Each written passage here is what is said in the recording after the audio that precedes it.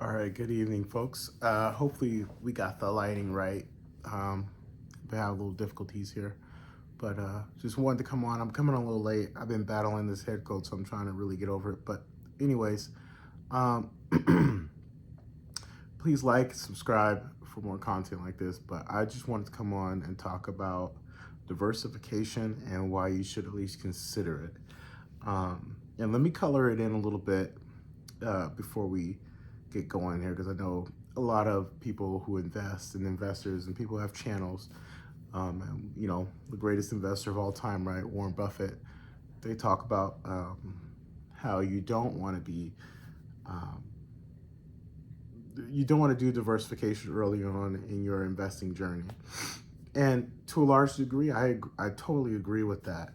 Um, I guess my other offering would be is that once you get to a certain point in your investing journey, or maybe even a certain age, um, I think that because I used to be very strict on that, to where you stick to one thing and you learn that thing, and I still do believe that you stick to the one thing, you master it. The 10,000 hour rule. For those of you, I think that was Malcolm Gladwell wrote the 10,000 hour rule. Great read. You should read that book.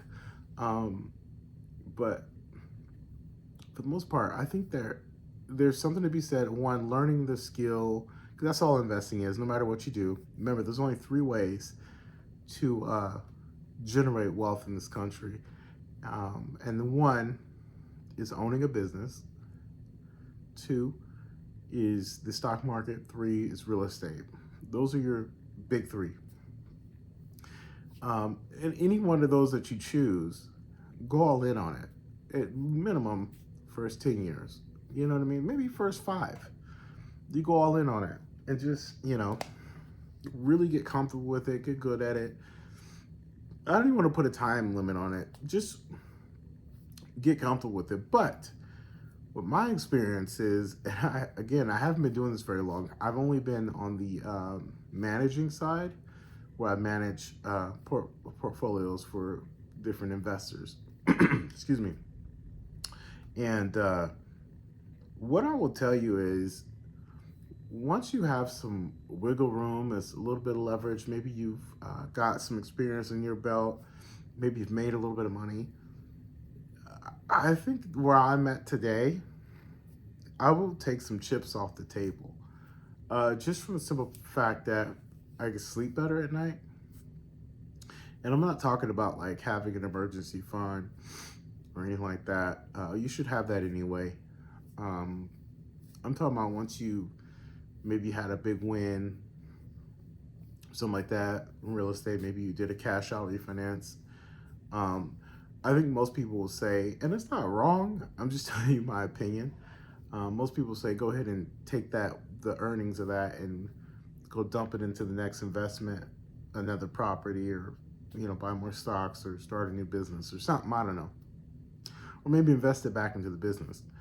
I'm not even necessarily against those things, but what I will tell you is you should consider just skimming a little bit off the top. Like I said, take some chips off the table.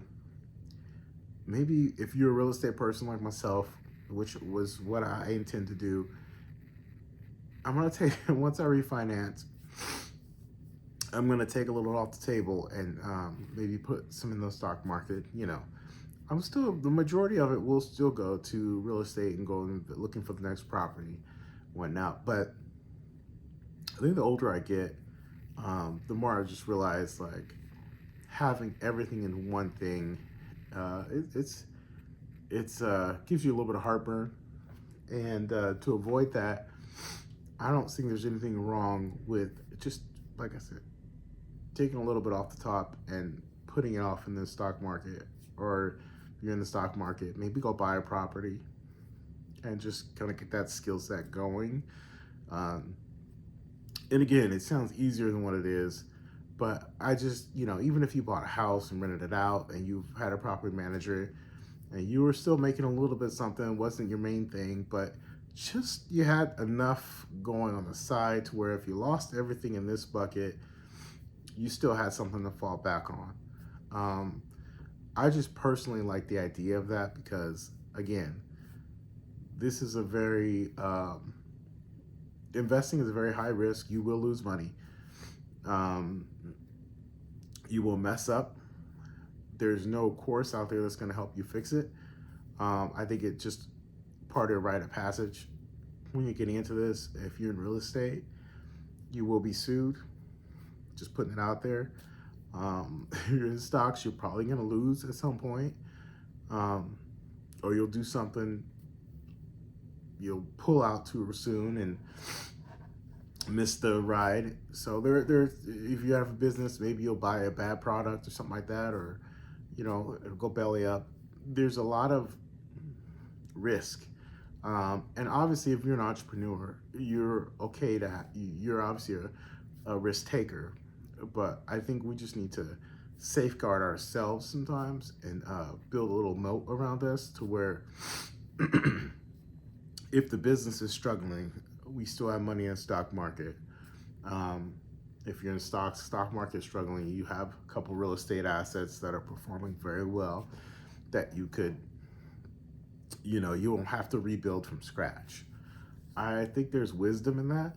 And again, I'm not saying when you first start out, I'm saying you've been in the game for a while now and you had a windfall. Take some chips off the table. And so I don't consider that, I mean, I guess if you want to call it diversification, fine. I just look at it as just being an insurance policy. Just in case, like you're obviously going to go hard at that one thing, as you should. But again, just have a little insurance policy on the side. That way, if it all goes down, whichever one of those buckets you play in, you're not taking a total loss and you're not looking like a failure and beating yourself up like, why did I do this? I'm an idiot.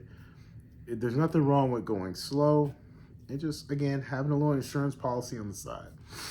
That's all. Like I said, I think that's how I'm gonna be doing it from now on, just because. And look, if you win on both wins, real estate's going well, stock market's going well, good for you. But God forbid one or the other go, they can balance each other out. That's just kind of how I see it. That's how I'm gonna play it. Again, I'm not saying go spread yourself out too thin, buying all these stocks and trying to buy all these different asset classes in real estate. No, stick to a handful of disciplines. Get really good at your business, your craft, your product. But just, again, think of it as having a little nest egg on the side in case it all starts. You don't want to be starting from ground zero. Just my advice. Hopefully that was helpful to someone. Take care.